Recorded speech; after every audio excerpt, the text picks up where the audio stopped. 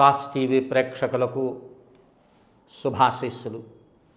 స్వర్గప్రాప్తికై గరుడ పురాణంలో మనం అనేకమైనటువంటి అంశాలు మనం తెలుసుకునే ప్రయత్నం చేస్తూ ఉన్నాం. ఇక్కడ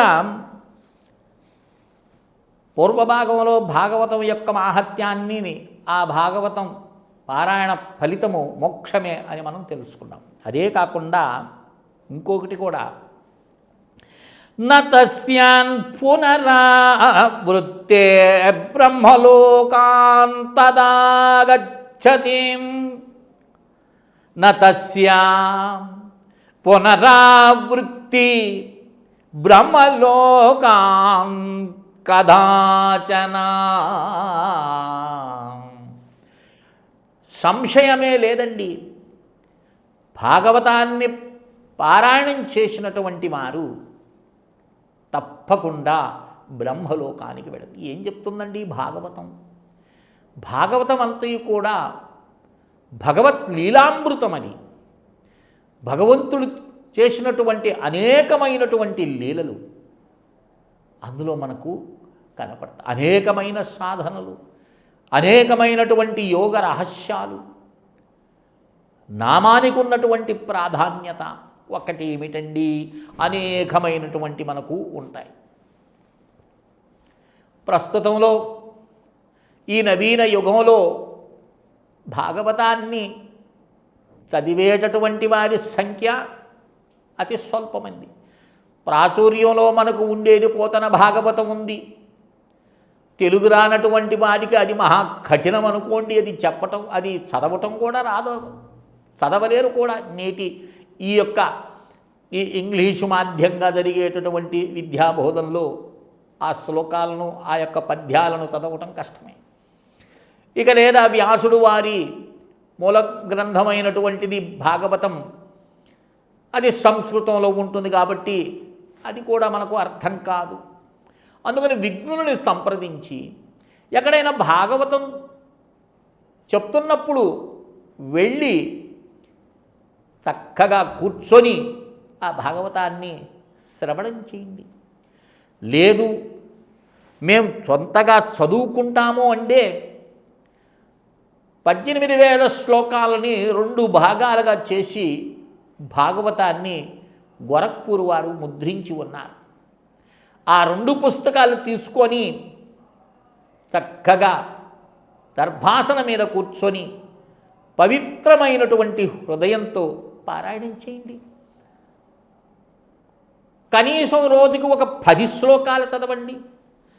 లేదా శక్తి సామర్థ్యాలుంటే మీరు పెంచుకుంటూ పోండి. సప్తాహం చేసేటటువంటి వారికి నియమనిష్టలు ఉంటాయి. సప్తాహం చేయాలండి మనం అన్నానుకో, అప్పుడు ఏ రోజు ఏ స్కంధాలు చదవాలి అనేటటువంటి విషయం ఉంటుంది. కానీ అలా కాకుండా నిత్యపారాయణంగా మీరు అధ్యయనం చేసినట్లయితే ఏ సాధన ఇంక అవసరం లేదు, అష్టాంగ యోగాలతో సంబంధం లేదు.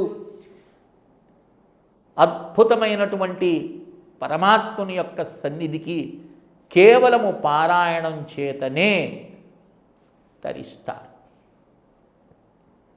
అలా కాదు, మాకు గురూపదేశం ఉందండి, మేము గురువుల దగ్గర జ్ఞానబోధన మేము అందించుకోనున్నాము అనేటటువంటి వారు ఉంటారు కదండి. లోకో భిన్న రుచి అన్నారు. ఒక్కొక్కరికి ఒక్కొక్క రుచి ఉంటుంది.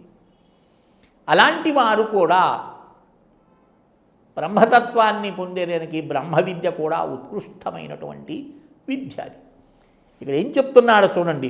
వేదోపనిషదాం పాఠాశ్చివ విష్ణు ఉస్తవాదపి బ్రాహ్మణ క్షత్రియ విషాం మరణం ముక్తిదాయకం. ఓ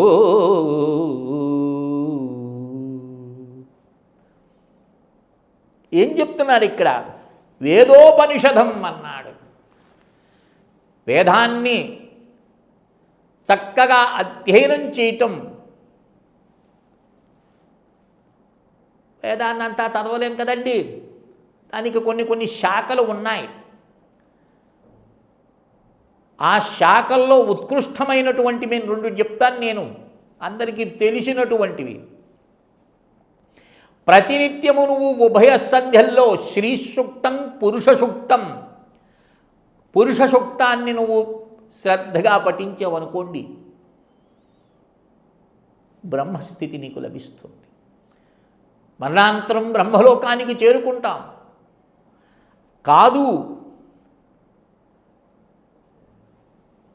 యజుర్వేదాంతర్గతమైనటువంటి శతరుద్రియం ఉంది కదండి, ఆ శతరుద్రియాన్ని పారాయణం చేసేవనుకోండి,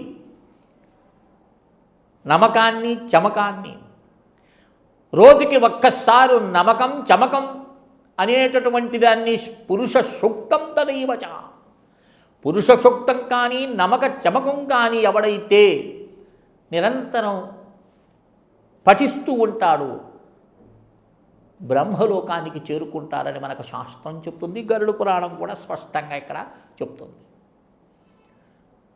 పైంగల్యోపనిషత్తు అద్భుతమైనటువంటి ఉపనిషత్తు, వ్రాసుకోండి మీరు. ఈ పైంగల్యోపనిషత్తును గురించి కూడా నేను పూర్వం ఓ వీడియో చేసినాను. పైంగల్యోపనిషత్తు యొక్క పారాయణం చేసినావా ఈ భూమి మీదకి తిరిగి నువ్వు రావు. నువ్వు ఎన్ని జన్మల్లో జన్మాంతరంలో నువ్వు చేసినటువంటి అఖండమైనవి ఎన్ని ఉన్న పాపాలు అన్నీ మొత్తము ప్రక్షాళనమైపోద్ది, భస్మమైపోతాయి. జ్ఞానాగ్ని దగ్ధ కర్మాణమన్నాడు. జ్ఞాన అగ్ని చేత ఏమవుతుంది? సమస్తమైన కర్మలు దగ్ధమైపోతాయి. ఆ విధంగా పైంగల్యోపనిషత్తు అద్భుతమైన ఉపనిషత్తు ఇది.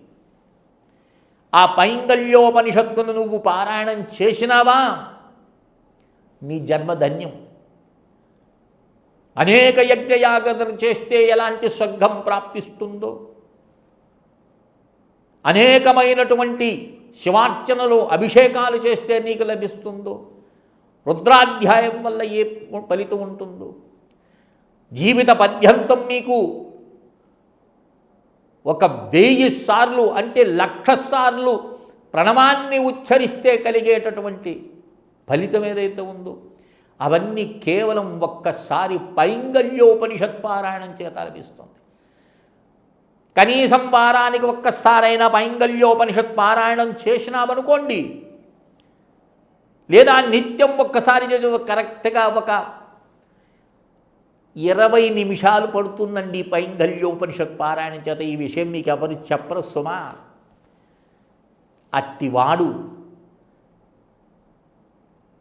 వాడి జీవితం, వాడి సద్గతి చతుర్ముఖ బ్రహ్మ అయినా వర్ధించలేదు. అంత అద్భుతమైనటువంటి అదే చెప్తున్నాడు ఇక్కడ. వేదోపనిషదం పాట, వేదాన్ని చదవటం. మహాపండితులు వేద పండితులు ఉన్నారు, వారందరికీ నమస్కారం.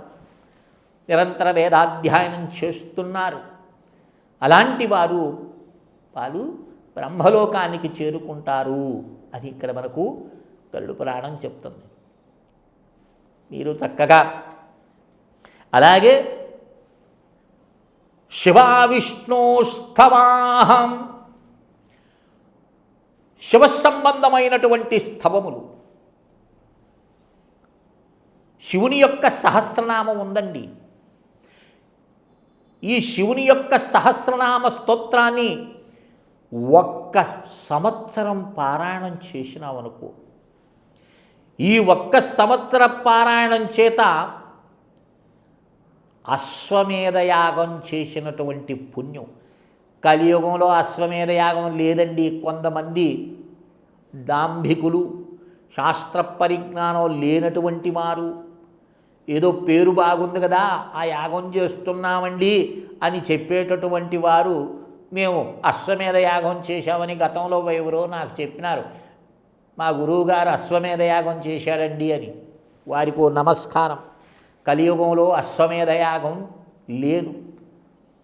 ఒకసారి మీరు అశ్వమేధ యాగం ఎలా చేస్తారో అనే విషయాన్ని రామాయణము బాలకాండ చదివితే అక్కడ ఋష్యశృంగుణ్ణి కలిసి ఆ యొక్క అశ్వమేధ యాగం ఎలా చేయాలి అనేటటువంటి ప్రస్తావన ఉంది. ఒక్కసారి చదవండి, శాస్త్రాలు చదవండి అండి. వారు మాటలు వీరు మాటలు మా అలాంటి వారి మాటలు ఎందుకు నమ్ముతారు మీరు? చక్కగా తెలుగులో ఉన్నాయి, అన్నీ లభిస్తాయి. చదవండి. అశ్వమేధయాగం యొక్క గొప్పతనము, దానికి ఏ ఏ వస్తువులు వాడతారు, ఎలా చేస్తారు, దాని విధి విధానం అంతా కూడా దాంట్లో ప్రస్తావన చేసింది. అది ఈ యుగంలో సాధ్యం కాదు. ఇది బల్లగుద్ది చెప్తున్నాను నేను. అదేమి లేకుండా మా గురువుగారు చేశారండి. ఏం చేసింటారు? ఇవన్నీ డాంభికమైనటువంటి మాటలు. కనుక శివసహస్రనామ స్తోత్రాన్ని ఎవరైతే 1 సంవత్సరం గడువు ఇచ్చినారు, 1 సంవత్సరము క్రమము తప్పకుండా పారాయణం చేసినటువంటి వాడికి వాడు బ్రహ్మలోకానికి పోతాడు. అశ్వమేధయాగాలను చేసినటువంటి అఖండమైన పుణ్యం లభిస్తుంది. ఇక ఏం చెప్తున్నాడు? విష్ణుస్తవాదపి, విష్ణువుకు సంబంధించినటువంటివి. విష్ణు సహస్రనామం తెలుసు కదండి. ఇంకొక విషయం ఏమిటంటే, మహాత్ములు ఏదో వారు సంగీత పరిజ్ఞానంతో విష్ణు సహస్రనామం పారాయణం చేసేసినారు. మనం క్యాసెట్లు పెట్టుకొని ఆనందపడుతున్నాం, కానీ ఆ శబ్దాలని స్వయంగా ఉచ్చరిస్తే శబ్ద ప్రయోగం చేత ఏమవుతుందంటే అది కరిగిపోతుందండి. పాపం అనేటటువంటిది కరిగిపోతుంది. అలా 1 సంవత్సరం జీవిత పర్యంతం కూడా విష్ణు సహస్రనామం ఒక అరగంట పడుతుంది. మౌనంగా చదవండి. మీరు ఏదో పెద్దగా బిగ్గరగా చేయాల్సినటువంటి అవసరం లేదు. మానసికంగా చేసేటటువంటి పారాయణానికి 100కి 100 మార్కులు పడుతాయి. ఎందుకంటే మనస్సు ద్వారా చదవాలి. ఈ శరీరం వదిలిన తర్వాత నీతో వచ్చేది మనస్సు. కనుక మనసు ద్వారా చేసేటటువంటి పారాయణ పుణ్యం చేత ఏమవుతుంది? ఆ శబ్దం నువ్వు మనసు ద్వారా ఉచ్చరించిన వల్ల మనసులో పేరుకున్నటువంటి అనేకమైన పాపపు తలంపులన్నీ కూడా భస్మమైపోతాయి. కనుకనే ఇక్కడ మనకు ఈ యొక్క గొప్ప విషయాన్ని మనకు గరుడ పురాణం చెప్తుంది. వేదోపనిషదాం పాఠశ్చాం శివ విష్ణుస్తవాదపి. అర్థమైంది కదా? వేదం చదవటము, ఉపనిషత్ పారాయణం చేయటం, శివుణ్ణి స్తుతించటం, విష్ణువుని స్తుతించటం, ఇలాంటివి చేసేటటువంటి వాడికి బ్రహ్మలోకం అనేది లభిస్తుంది అని మనకు ఈ అధ్యాయం ద్వారా మనకు విషయం గ్రహిస్తున్నాం. మరికొన్ని విషయాలు మనం తర్వాత భాగంలో తెలుసుకునే ప్రయత్నం చేస్తాం. స్వస్తి.